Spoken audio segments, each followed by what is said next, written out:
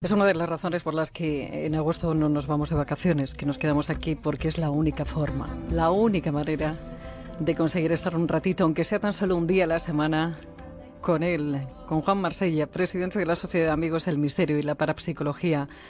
Juan, muchísimas gracias de nuevo. Gracias a ti. Bueno, es un imprescindible del verano de este mes de agosto, buscar esos rincones que solamente Juan sabe encontrar, esas leyendas, esas historias de miedo, de misterio, esos grandes interrogantes que nadie sabe darle explicación de la región, donde encontramos historias maravillosas, historias inconclusas, como en prisiones, ¿no, Juan? Pues la verdad es que sí.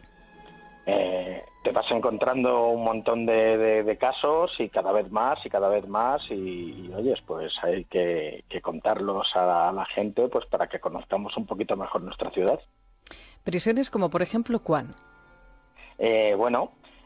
Tenemos una serie de edificios que mucha gente no lo sabe, que en su interior durante años pues hubo gente encerrada. También hubo edificios que actualmente, por ejemplo, como el Palacio de la Santa Cruz, que pertenece al Ministerio de Asuntos Exteriores, pues que fueron la prisión de corte, ¿no? Desde las épocas en las que fue construida por Felipe IV, pues casi hasta principios, mediados del siglo XIX. Fíjate, una prisión en medio del centro de Madrid. Ahí se podían escuchar todo tipo de leyendas y de misterios relacionados con supuestos gritos, supuestas luminarias que aparecen por las zonas de los sótanos, que era donde estaban situadas estas celdas. Date cuenta que el edificio, por ejemplo, el Palacio de la Santa Cruz, yo creo que todo el mundo lo ubica, donde está, al lado en la propia Plaza de la Santa Cruz, muy cerquita casi de uno de los arcos de la Plaza Mayor, y es este edificio majestuoso que todos los que vamos a la Plaza Mayor pues vemos en una de sus entradas. Pero claro, nadie pensaba que ahí en otro tiempo había gente retenida y que hay historias y leyendas. Fue la prisión de corte. Allí hubo de todo, entre ellos, por ejemplo, personajes famosos como el célebre Riego. Podíamos hablar de Luis Candelas. Fue también prisión de mujeres. Hubo durante un montón de años pues todo tipo de enfermedades. Es más, por una enfermedad, lo que se llamó la matanza de frailes, a mediados del siglo XIX aproximadamente.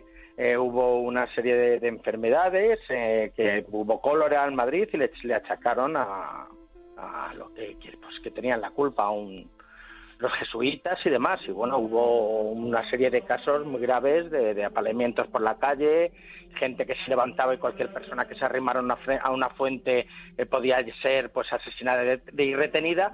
Y el cólera entró también en la prisión de corte, o sea, en la cárcel de la corte. Entonces, bueno, toda esta gente fueron trasladados al Saladero de Tocino, otra zona donde ha sido corte. Por ejemplo, la Torre del Luján, aunque me desvío un momento de la historia, ahí estuvo retenido Francisco I. Estamos hablando del rey de Francia en épocas de Carlos I de España y V de Alemania. O sea, no todos los días se podía decir que en una batalla un soldado pudiera capturar un rey. Pero la prisión de corte, siempre que me vuelvo a ir al Palacio de la Santa Cruz, siempre he tenido leyenda de fenómenos extraños, de gritos, chillidos, ya no siendo corte, o sea, ya no siendo prisión. Sí. Bueno, los vecinos estaban bastante asustados. Parece ser que en las otras épocas, ya sabes, las prisiones pues no tenían que ser estos hoteles que tenemos ahora en España, eran bastante más complicadas, pues como en otras tantas partes del mundo. Y bueno, pues allí a la gente pues la torturaban en muchas ocasiones hasta la muerte.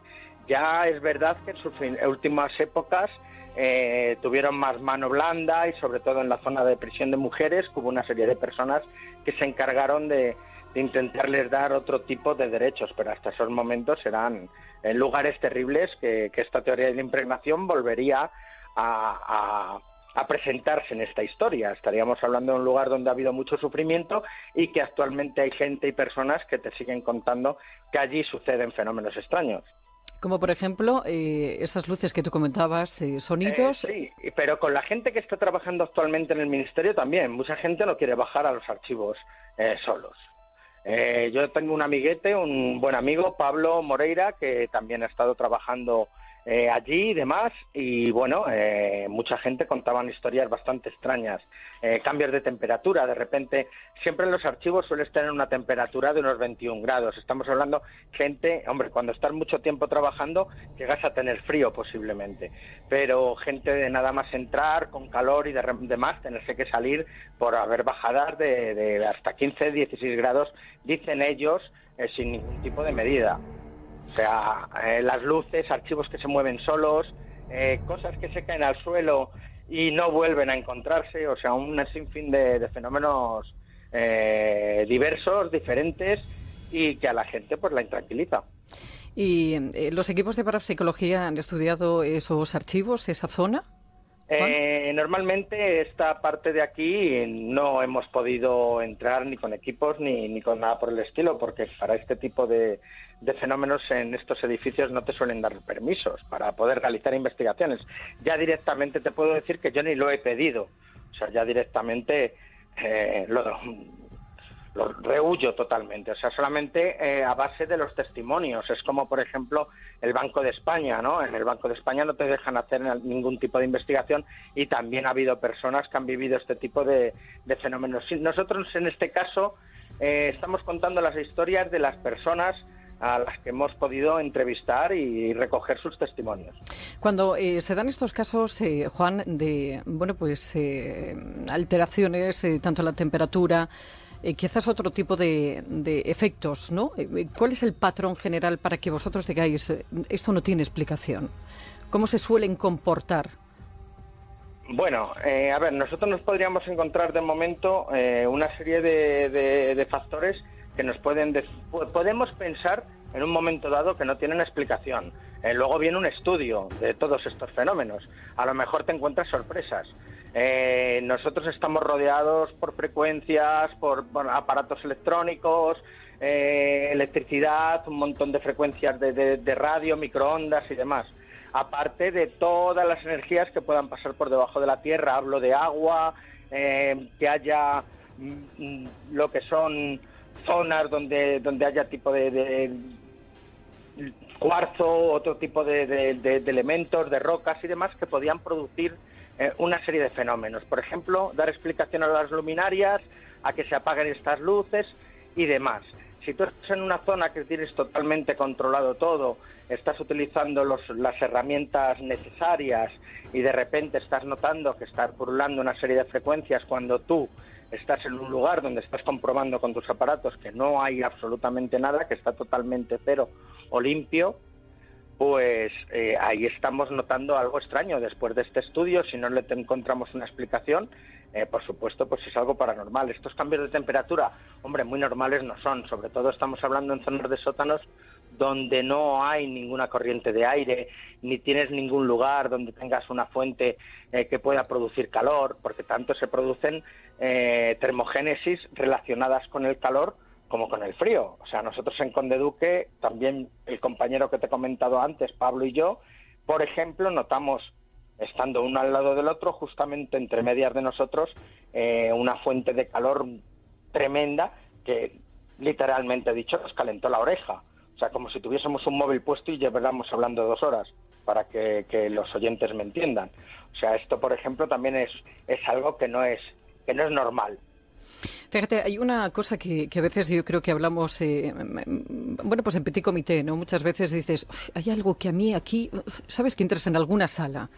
Muchas veces a lo mejor también, si uno tiene la ocasión de, yo qué sé, pues alquilar una casa o comprar una casa y está viendo muchos inmuebles, dice, esto no me da mal rollo. ¿Tiene algo que ver con eso o no? Pues posiblemente la percepción de la persona. Antiguamente los antiguos, para asentar los campamentos, vigilaban a sus mascotas, donde normalmente el perro se acostaba o se sentaba ahí, comenzaban el campamento. Nosotros ese tipo de sexto sentido lo hemos perdido, pero hay gente que todavía lo tiene. Y desde luego, si a una persona estás en un sitio, tú entras, que vas a comprarla o alquilarla y te da mal rollo, es mejor que directamente no la alquiles ni la compres. O sea, no. Nosotros somos los primeros que nos vamos a dar cuenta en estos fenómenos y también somos muchas veces los causantes de que ocurran, referente a nuestra percepción interna. Si tú tienes una percepción negativa sobre algo, no quiere decir que esté encantado o que tengas fantasmas, pero a lo mejor te está pasando algún tipo de corriente por debajo que a ti te ha hecho sentir mal.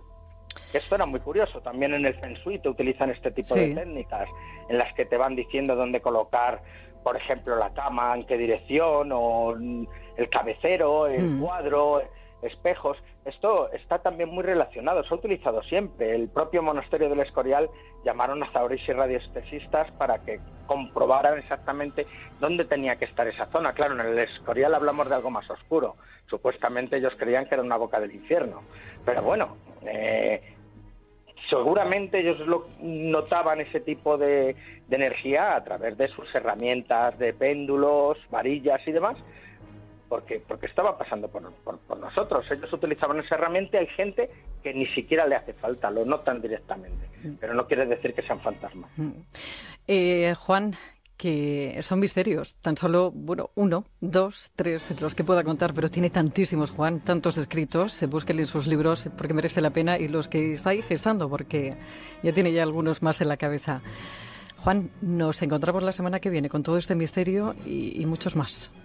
Pues por supuesto, la semana que viene hablamos de otros temas un poco menos oscuros. Un fuerte abrazo.